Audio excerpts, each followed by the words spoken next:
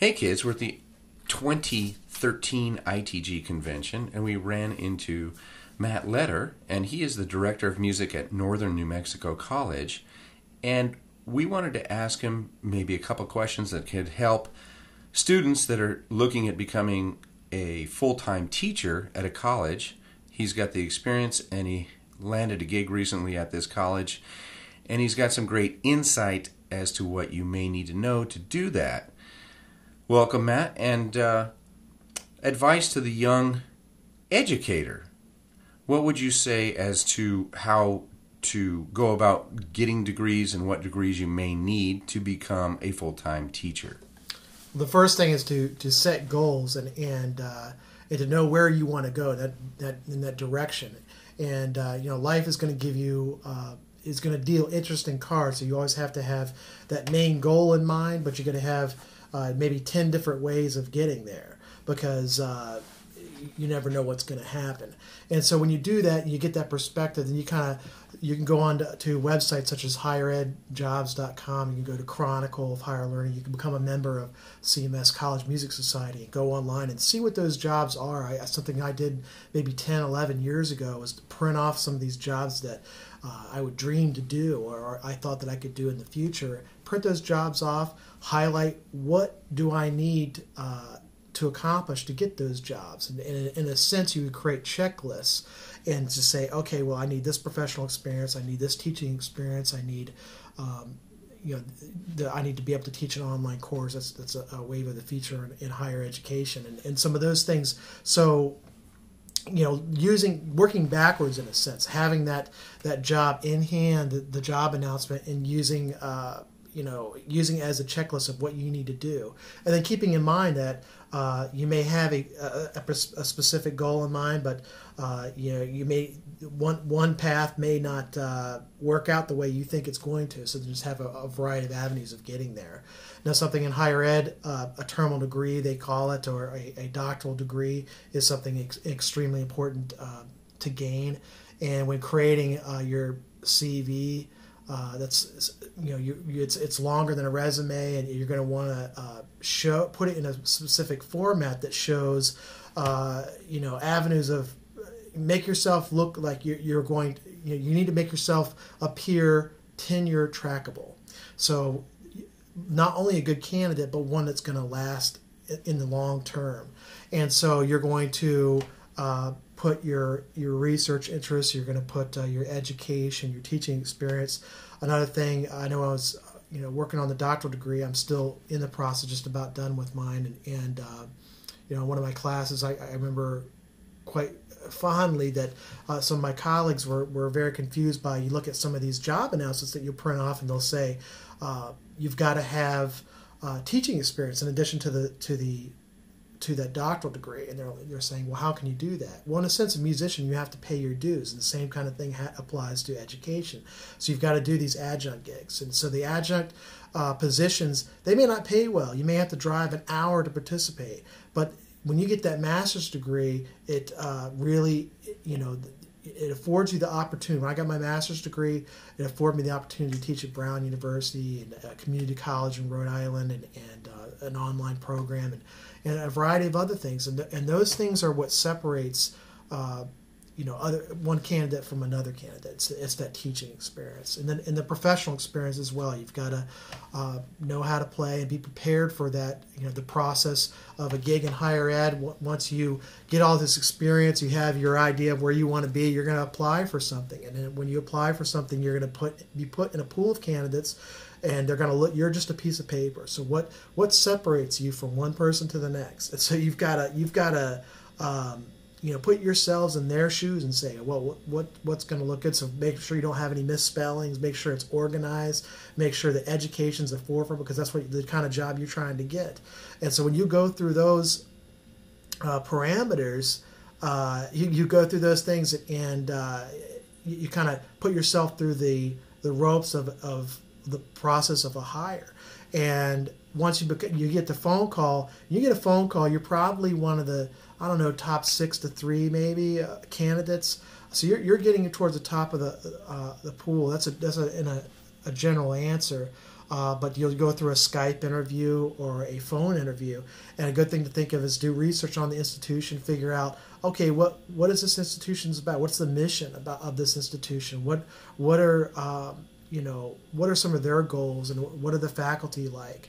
And when you do all those kinds of things, you're getting the background, and you kind of guess at what questions may arise, what kind of questions may they ask. And then once you do those kinds of things, and you do an interview or two, you'll get more experience. It's just like taking an audition. Every audition is different, but you learn a little bit about yourself through the process. And the next thing will happen, one or two candidates will come to campus, and you'll do a 2-day on-campus visit. And at that point, I've been told by a lot of colleagues, and I feel I've done a couple of these myself, and it's important just to be yourself. I mean, at this point, they're interested in you, or they wouldn't have you on campus at this point. And it's important to be yourself, show that you'd be a great colleague. And they're auditioning you, but you're auditioning them as well at that point. And it's just important to do your best. And if it doesn't work out, it's not. I'm a firm believer that things happen for a reason, and that if it happens, then it's meant to be. If it's not, it's not meant to be. So, a couple questions. First, you mentioned the playing experience. That was one of the things you touched on. Obviously, we're gonna come to that in a second. You've got your educational experience. Quick question on that. Is the school that you're attending extremely important to your success at finding a job? Is that a consideration in setting your parameters as to where you should go to school as well? Sometimes certain institutions, I won't name specific institutions in this context, but there's certain institutions will have a bigger draw than others. But I feel primarily, in my opinion, that it's, especially the undergraduate level, master's level, you're really looking for that great teacher. I mean, it's what can you bring to the table? What can you teach? What can you offer a student? That kind of thing is, your reputation will precede you, and in a sense, as far as what institution you attend or you need to go to a big name school, it certainly can draw attention and be a benefit, in some instances, but that doesn't guarantee you a job. Okay. So, and then on the professional side of it, you mentioned as a player, how much does that factor in your opinion, in your resume that you're sending? And you called it it's a CV. Curriculum vitae. It's a CV. It's a longer than a resume. It's my CV is around 14 pages or so, and a resume in a general sense is supposed to be 1 to 2 pages. Sure. And I know higher up in administration, you talk, CVs can range quite lengthy. It could be 40 pages. Wow. It's pretty involved. So within the context of that, the playing experience that you have, is that a pretty large factor when you're looking for a job? I would say absolutely, because a lot of institutions are performance oriented. Unless you're going for there are some positions in music education. In those cases, it's important to have teaching experience. Have I been a high school band director? But a lot of if you're going to be an applied trumpet instructor, for instance, it's important to have that professional experience, because we're training individuals to go out into the world to be. I mean, I don't care what profession or what your focus is going to be, but you're going to end up teaching. And so you have to have that teaching experience, but in order to have that teaching experience, you need to have that professional experience to bring to the table. And so, I think it's an incredibly important factor to have under your belt, per se.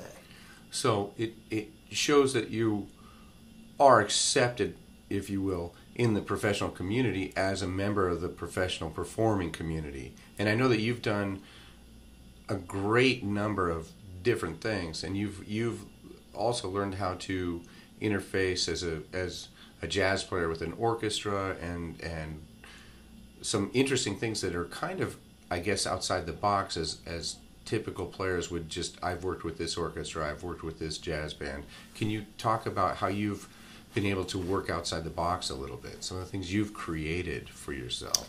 So if you can't, someone told me one time, if you can't find opportunity, you have to create your own opportunity.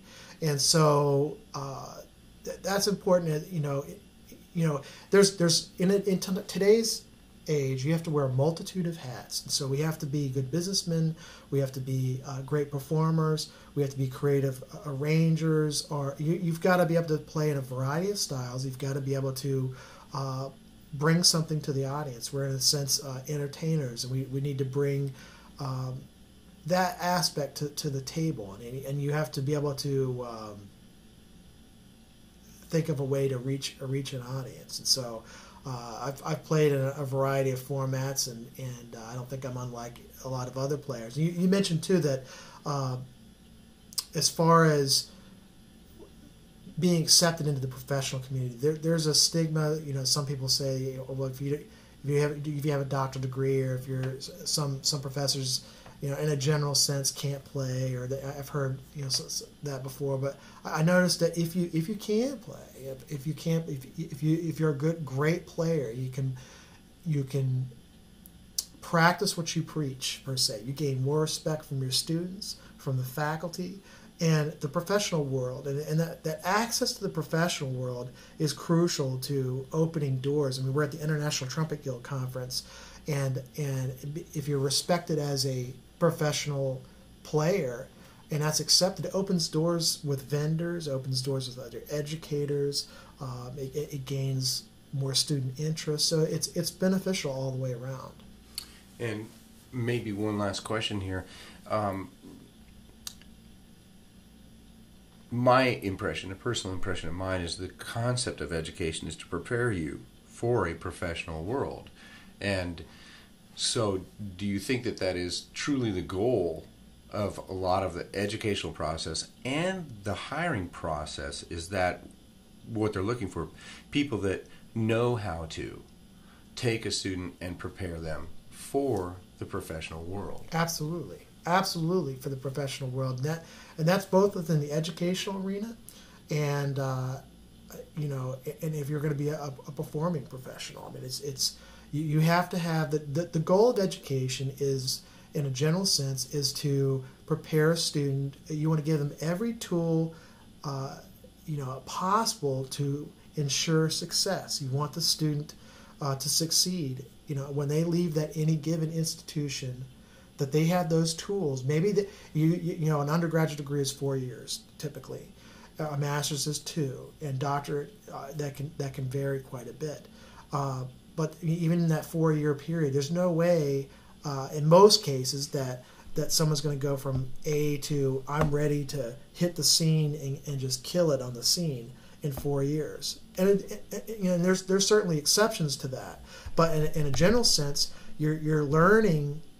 You're making that transition from youth to adult. You're gaining connections. You're learning how to practice. In the end result, the concept is to basically get the best education you can, be very prepared for the whole interview process, have a list of things that you're going to need. You mentioned a checklist, and taking this checklist and learning what these things are, so when you start your journey through the education process with the goal of becoming a teacher, having a real plan and understanding the requirements is just absolutely paramount in being successful. I think so. It's like people use GPS or maps to learning how to trying to figure out where they're going to go. I think it's the same kind of thing. If you have a certain goal in mind, you got to have that goal in order to even step outside the door. You've got to have that direction, and then you need to have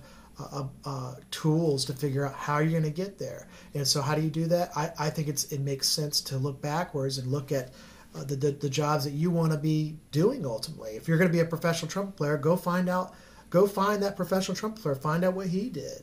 I think you said that in some of your videos in the past. And just go find those people that are doing it and find out what it takes to get to those places. But in terms of a job in higher education, I think it's important to look at the jobs that are out there, what the requirements are, and work backwards in a sense. Just make that checklist, and then have a multitude of paths to attaining that goal.